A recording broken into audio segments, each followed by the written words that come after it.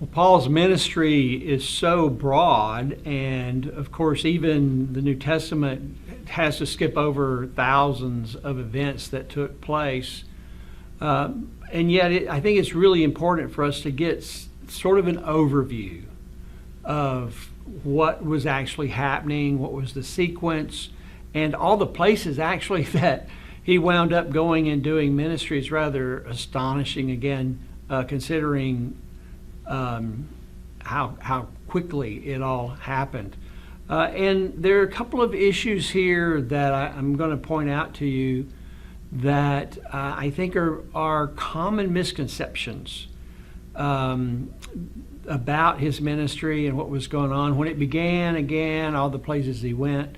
So let's just start and jump into this. So here's some common assumptions. I'm not saying everybody believes these things, but these are things that I think is not uncommon to hear. First of all, that Paul was converted on the Damascus Road. Of course, we got that part. We've already talked about the fact that maybe call, we're not really, some people don't seem so sure about that part. Then I remember growing up hearing that Paul, after Damascus, went to Arabia for several years, and the assumption seems to be that he went to do, like theological reflection. Maybe it was a spiritual retreat. Maybe he found one of those desert caves and spent years there trying to figure out what had happened to him or whatever. In some ways, I think, again, this is in our world, our tendency to read into his story, pieces of our story. Here's proof Paul went to seminary. Or at least that's sort of, that's actually the sense that I got from hearing people talk about this part of his life. And then eventually he went home to Tarsus. And again, it seems to be assumption that, he was just going home. His family's there. He probably just picked up his trade of tent making or leather working again after he had some unsatisfactory attempts at ministry. It wasn't working all that well. He kept running into trouble. And so he went to Tarsus and probably not that engaged in ministry at the time. At least that's sort of how people seem to think. And then Barnabas remembered him, and Barnabas is busy in Antioch, needs some help. So Barnabas goes and rescues him out of this passive period in his life and brings him into the ministry in Antioch, and then it picks up from there and really takes off. That's, I think, a common interpretation of Paul's early ministry life. Maybe not. Maybe you haven't heard it, and great. That'd be great if you haven't heard any of that. But those are sort of things that I sort of either thought or heard. I know some of it I heard growing up and in Bible studies and other things. And then while Barnabas and Paul were there in Antioch, the church heard God say Paul was called as a missionary, and then the church in Antioch sent him as a missionary. So this is usually quite often interpreted as the real call. Finally, Paul gets his call. Maybe he's been running from it before this point, but now it's clear and the church hears it, and so the church authorizes him to go out on mission. At least this is sort of a not unusual interpretation of Paul's early ministry. Well, this is not in keeping with what Paul clearly and repeatedly stated without equivocation at all. In Acts 9, we're told that as soon as he got to Damascus, after that event on the road, he at once began to preach in the synagogues, and he did so with great power.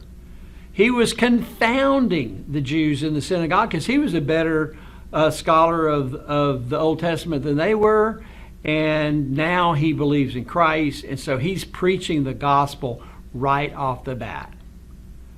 Then in Acts 26, Paul is recounting this part of his life and ministry, and he says, I was not disobedient to that call on the road, so first to those in Damascus, then to those in Jerusalem and in all Judea, then to the nations. So Paul affirms that he got a call on the road to Damascus and picked it up immediately. He was obedient to that call, and he first began, the first time he comes to a populated center, and that was Damascus itself, he begins to carry out his calling to proclaim the good news of Jesus and to rescue from darkness into light the nations. And Paul says, I was doing that from the very beginning, which is not how sometimes we've interpreted this. And then in Galatians, he says a lot of the same thing. He's talking about his calling. He says, God set me apart that I might preach among the nations, and I went immediately into Arabia and later returned to Damascus. So Paul senses that he got a clear call on the road to Damascus. He took up that call immediately, and from that point through the rest of his life, Paul seems to be saying, I was obedient and I was pursuing this calling in my life the whole time from the moment that he had the experience on the road. So this passage in Acts, then, chapter 13, is a little bit troubling because I think of the way that we misread it. And I'm just going to say a lot of it is because the English translation is not as clear as the Greek. As they were ministering to the Lord in fasting, the Holy Spirit said to the church in Antioch, set apart for me Barnabas and Saul for the work I have, and that's already done, call them to. He doesn't say, the Holy Spirit doesn't say that I'm about to call them to, or I'm going to call them to through you. This is a reference all the way back to Acts 9. It's very clear in the storyline of Acts. Paul is already called to the work, and the Holy Spirit is just talking about that same work. Then after they had fasted, prayed, and laid hands on them, they sent them off. Well, sent off is probably not the best way to say this, because this is not the word like we heard earlier, apostello. This is not sending. This is actually the word for releasing them. It's the same word used to describe what Joseph intended to do with Mary when he found out that she was pregnant. He was just going to quietly release her from her marital obligation to him. He wasn't sending her out on a mission. He was letting her go. It's a word used sometimes for the releasing of a prisoner. Maybe they've served their 2 months or whatever, and now the jailer releases them. He's letting them go. So the church in Antioch does not send Paul and Barnabas. The Spirit told them that they were already called and said, you should set them apart for that very purpose that I've called them to already. And then the church heard that, obeyed, released them, and then Luke affirms it again in the next verse, being sent out by the Holy Spirit. This was a commissioning from God himself, as Paul said repeatedly. Look at Romans 1, look at Galatians 1. He always talks about the fact that he was sent by God, not through somebody else, but this was a direct call from God. That's how he felt so sure of his calling, that this came from God. So the church in Antioch did play a role, but here's the question. If Paul was called to be this sent out one to go to all the nations in Acts 9, then why is he in Acts 12, for instance, in Antioch? Is he not in Antioch because he is fulfilling the call?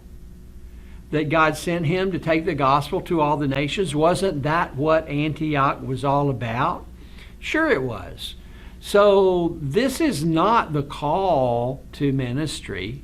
This is not the sending of Paul and Barnabas. That was what the Holy Spirit was doing.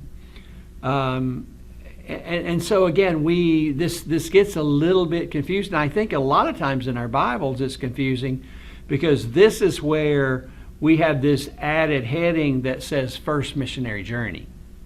Now that's not in the original Greek. That's not a part of the Bible. That is not, infallible. That's later editions of men, and it's completely misleading. This was not the first missionary journey of Paul or Barnabas. So let's think about this timeline. He obviously had been doing missions for over a decade before Acts 13. We're going to look at that because it's right there in Acts. It tells us. Paul makes references to it in other places. So this is not Acts 13 is not the beginning, in spite of that little heading in probably your Bible as well as mine. And this has been going on for some time. In fact, by this point, Paul's a vet, what we would call today a veteran missionary. He's been at this for quite some time, and we can see from just the initial response in Damascus, he hit the ground running. He took all of those years of study of the Old Testament, and immediately, once he recognized who Christ was, he could preach this message very strongly. Now, we do have most of the information that we have, especially from Acts, is about the most productive decade of Paul's ministry. And that is the part probably that begins there in Antioch and then picks up with that trip with Barnabas that we call, the first missionary journey. And so that's why you can say, okay, it's the first journey we have a lot of information about. Actually, even the trip to Antioch would be a missionary journey, and we have quite a bit of information about that as well. So again, I hope you're seeing, and I hope you'll go back and read this. I mean, you start with Acts chapter 9, then it's so different, it's so clear of what's going on. Now, both Scripture and tradition show that Paul's ministry extended beyond the book of Acts. So here we've been talking about a number of trips and places, and we'll see this a little more, before that Acts 13 journey begins. But there are also journeys referenced in both history and the Scripture that take place after Acts 28. We know that he certainly went to Crete, and he wanted to go to Spain. He says his intention was to go to Spain, and the early church strongly affirmed that he actually did go to Spain and help start the church in Spain. So I know that it's popular to think of three journeys, as they're marked in maybe in your Bible, certainly in mine. The first journey, second journey, third journey. And those were important parts of Paul's ministry. You might say that's the central core part of what he was doing, and the part that we have more knowledge of the actual places he went and some stories and all that.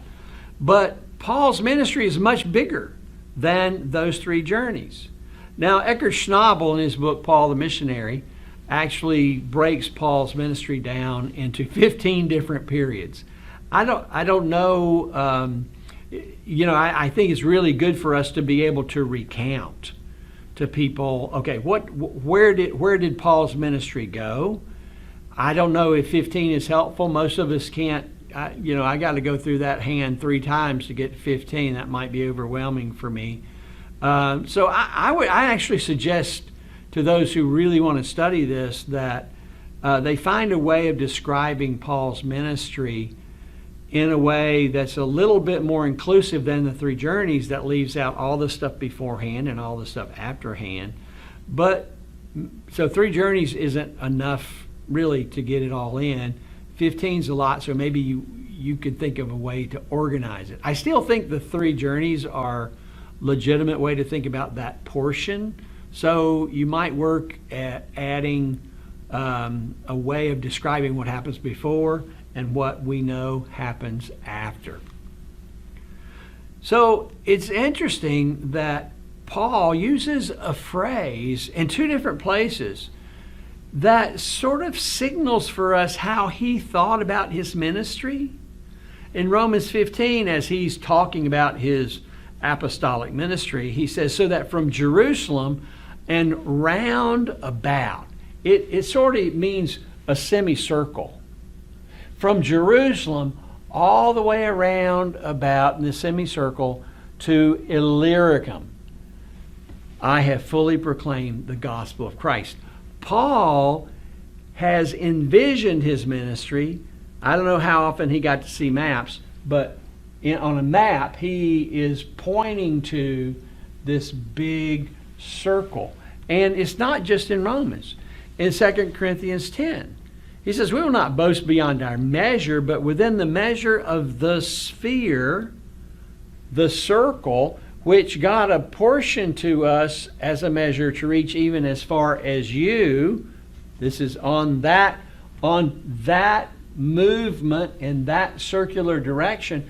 Paul had gotten to the Corinthians. So it's conscious, and it seems to be self-awareness about where God was leading him to. So on this map, again, we get, Jerusalem way over here in the corner, and that's actually where his ministry starts. And then it slowly starts moving across. And, it's Antioch, and then it's Tarsus, and then it's up into Pisidia, and it just it's Galatia, and then it's across Asia, and it's all the way over until he gets right over here, which is where he was just talking about getting to in Illyricum, is all the way over here in this section. This is incredible. That Paul had he had a mental map of where God, I don't know whether it was because God had just sort of said, this is the direction of your ministry beforehand, or whether he just sensed as God was leading him from place to place, this is how it works out. It starts over here, and it just keeps going. And where did he want to go after this? He wanted to keep going in that same direction, maybe to complete the circle, and get to Spain.